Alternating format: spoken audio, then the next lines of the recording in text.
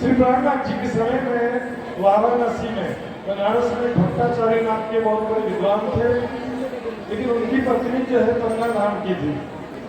भट्टाचार्य जी बहुत बड़े दिग्विजय महारथी थे, जो भी शास्त्रार्थ में जिनको भी वो हरा देते थे तो उनकी आरती उतारता था। अपनी पत्नी से आकर कहते हैं कि पूरे भारतवर्ष में सब लोग मेरी आरती उतार रहे हैं, लेकिन तुम मेरी पत्नी होकर के मेरी आरती क्यों नहीं उतारती हो?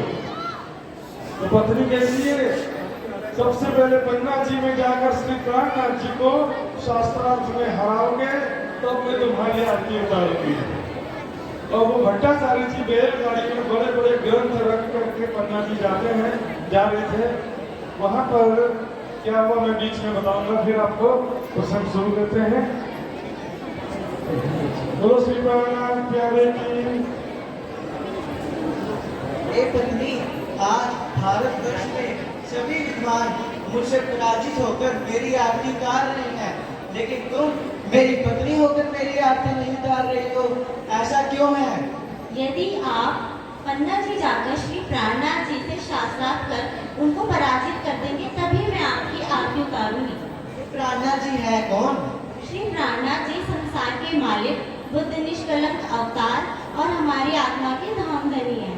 ठीक है, अगर ऐसी बात है तो हम अभी पन्ना के लिए प्रस्थान करेंगे। सेवकों, सारे ग्रंथों को बैलगाड़ी में रखो।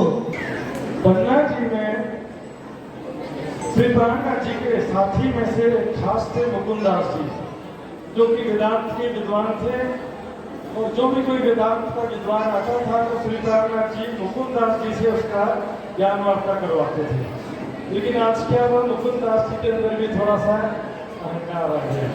देखेंगे प्राणनाथ जी किस प्रकार छोटी छोटी बच्चियों से ब्रह्म ज्ञान का वर्णन करवा देते हैं, हम देखेंगे। हे प्राणनाथ जी, अभी अभी समाचार प्राप्त हुआ है कि वाराणसी से भट्टाचार्य नाम के एक विद्वान आपसे शास्त्रार्थ करने के लिए पन्ना में पधार रहे हैं। अच्छा, उनको आने दीजिए। आज उनका इनका समाप्त करना होगा। मुकुंदास जी आप शास्त्रार्थ करने के तैयार हो जाइए।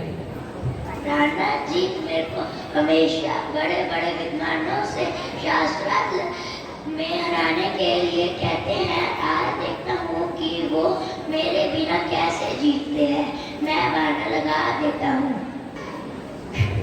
प्राणनाथ जी, आज मेरा पेट दर्द हो रहा है, मुझे जाना होगा। मुझे लगता है कि भट्टाचार्य जी के साथ मुकुंदास जी का भी इनका समाप्त करना होगा। बच्चियों, इधर आओ। मुकुंदास जी ने बहाना कर दिया कि प्राणनाथ जी आज मेरे बिना क्या करेंगे, देखते क्या करते हैं। बच्चियों, इधर आओ।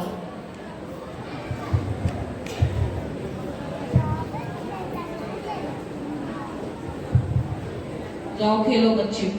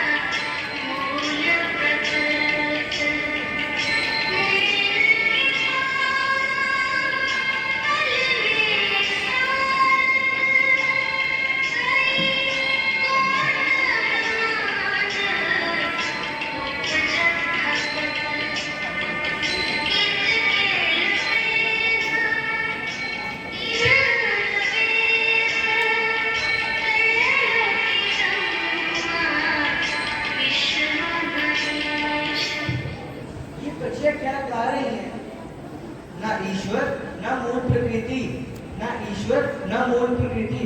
मुझे तो ये ना ईश्वर का ज्ञान है, ना मूल प्रकृति का ज्ञान है। अक्षरातीत कौन है, मुझे तो ये सब कुछ पता ही नहीं है। अगर एक बच्चे को ही मैं जवाब नहीं दे पा रहा, तो मैं श्री प्राणनाथ जी से कैसे शास्त्रार्थ करूंगा? मुझे श्री प्राणनाथ जी के चरणों में आ जाना चाहिए। हे प्राणनाथ जी, हे प्राणनाथ जी, मैं यहाँ आपसे शास्त्रार्थ करने आया था, लेकिन मैं इन बच्चों से पराजित हो गया, तो मैं आपसे क्या शास्त्रार्थ करूंगा? मैं आपके चरणों में आना चाहता हूँ, कृपया मुझे ब्रह्म ज्ञान प्रदान कीजिए। प्यारे सुंदर साहब जी, इसी समय आपने देखा भट्टाचार्य जी का किस प्रकार से सहजता से अहंकार भी तोड़ दिया, प्राणनाथ जी के चरणों में भी आ गए।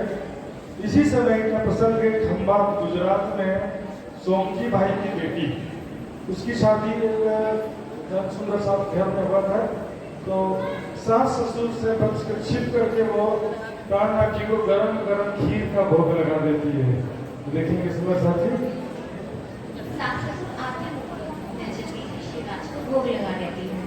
नगने जड़ित चौकी पर वो श्री युगल स्वरूप वीरा, जेवालो धरो थाल रागे गीत चित सो षट रस व्यंजन सा, जिनके बालों जीवत युगल जोड़ी। सुंदर साहब जी, अपना बड़े हाथ के लिए अपना काम करिए, याद कीजिए।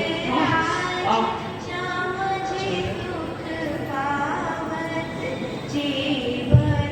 प्राणनाथ जी, आपको क्या हुआ है? मेरा मुंह जल रहा है। आपने कोई गर्म चीज ना गर्म पानी पिया है, आपका मुंह कैसे जल रहा है? गुजरात खंभा में सोमजी भाई की बेटी ने गरम खीर का भोग लग दिया है, इसलिए मेरा मुंह जल रहा है।